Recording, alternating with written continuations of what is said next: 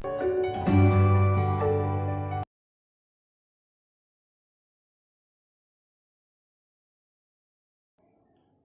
everyone to the online classes of Triveni Memorial Senior Secondary School. In today's video, we are going to talk about some natural phenomena. Okay. In this chapter, the two major phenomena which the chapter is dealing with are, first one is lightning and second one is earthquake. Okay. Natural phenomena, the name is suggesting something which is happening naturally. Okay. This chapter is dealing with the disasters. But it's not necessary that phenomena are always disastrous in nature. But this chapter is dealing with two phenomena which are disastrous in nature. First phenomena is lightning. Okay. So basically we are going to tackle with both the disasters in the three levels. First we are going to talk about causes, secondly effects, and third are the preventive measures. Okay. So first of all, let us talk about lightning. What are the causes of the lightning? Causes of the lightning is the collision between two clouds which are having two different kinds of charges. Okay. If one cloud is of positive charge, if one cloud which carry positive charge will collide with another cloud which is having negative charge, then after their collision electric discharge will be there, and that electric discharge is known as lightning. Okay, this is the cause of lightning. Now what are the effects of lightning? Most effects of the lightning are disastrous in nature, but it is having a pros side also. That means some good things are also happening due to this lightning. Let us talk about the cons side of this lightning. What are the disastrous effects of the lightning? First one, it might fall on any living organism, be it animal, be it any kind of animal, be it any kind of plant, or be it human beings also. It might kill that organism. Why? Because most of the living organism, if we talk about human being also, we all are good conductor of electricity. If suddenly that huge amount of electric discharge will pass through our body, we might die also. Okay. So this is the very first effect of lightning. It kills organism, or if not kill, that definitely will damage that organism. Okay. Secondly, if that lightning will be of very high intensity, it might disrupt the communication sector, because as we know, the big towers are there for the electric communication. All those towers are very good conductor of electricity. If electric discharge will fall on those towers, it might disrupt the communication sector. Okay, and other effects are also there. But if we talk about what is the good side of this lightning, firstly, this lightning will fix nitrogen. As we have studied nitrogen cycle in our previous chapter, the nitrogen which is available in the atmosphere is not the form in which it is needed by the plants for the synthesis of the protein. It needs to be fixed.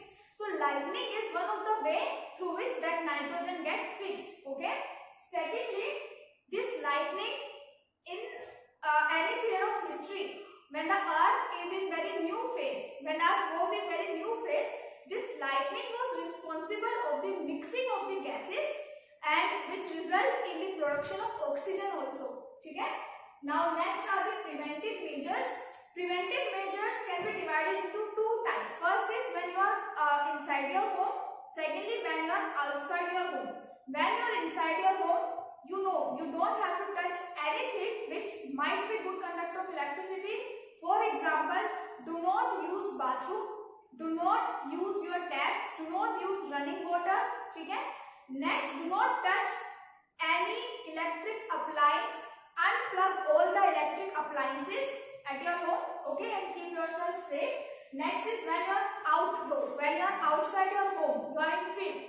First one, keep a safe distance from the tall trees, tall buildings, because as you know, all those tall structures are good conductor of electricity and they might convey that electric from the tall structures. If you want shelter, you can take shelter under short trees. Okay. Now, second natural disaster, earthquake. Earthquake is very disastrous in nature. The main reason is we cannot predict earthquake. We can measure the intensity of the damage. We can measure the area in which that damage is spread, but we cannot we cannot predict the earthquakes. Okay, this makes earthquake one of the most disastrous natural phenomena. Okay, now we talk about causes. Causes can be divided into natural causes or human based causes. If we talk about natural causes, the very first cause of this earthquake is movement of tectonic plates. Okay, when the tectonic plates move, they might collide, they might hit each other, or if they are in contact with each other, it might shaken up the crust, and that will lead to earthquake. Okay, next most important cause of earthquake is volcanic eruption. Okay, then if we talk about human-based causes of earthquake, it is due to mining or excessive use of earth for agriculture, for any purpose. Okay, if we dig deep into earth, it might cause earthquake. Okay, next is effects of earthquake. If the earthquake, depending on the magnitude of the earthquake, it causes huge destruction. Okay, it might disrupt the whole communication sector of that area. Okay, it might disconnect that area from the rest of the world. It might kill animals, plants, human beings, etc. as we know. Okay, then if we talk about preventive measure, it should be after an area hit with earthquake. Okay, again we have to divide this part into two sections. Firstly, when you are inside your home. Secondly, when you are outside your home. When you are inside your home, you have to keep yourself safe. You have to keep yourself away from the tall structure. Okay, as the same thing happens here. What is that thing? That is, if the huge or tall structure is there, it might fall on you. So you have to keep yourself away from that. Okay, if you are on your bed, then you have to keep your head safe. You can use pillow for that. You can take shelter under the table. Okay, if you are out of your home, and yeah, one more thing is also there. If you are inside your home, then try to get out in the open field. Okay, if you are already outside your home, if you are inside any vehicle, then you have to keep it moving at a very slow speed. Okay, and then again you have to keep yourself away from the tall structure for the same reason. Okay, so class, that is all for today's session. We are going to meet in our next video with more topics. Till then, kindly subscribe this channel, like and share this video. Thank you so much.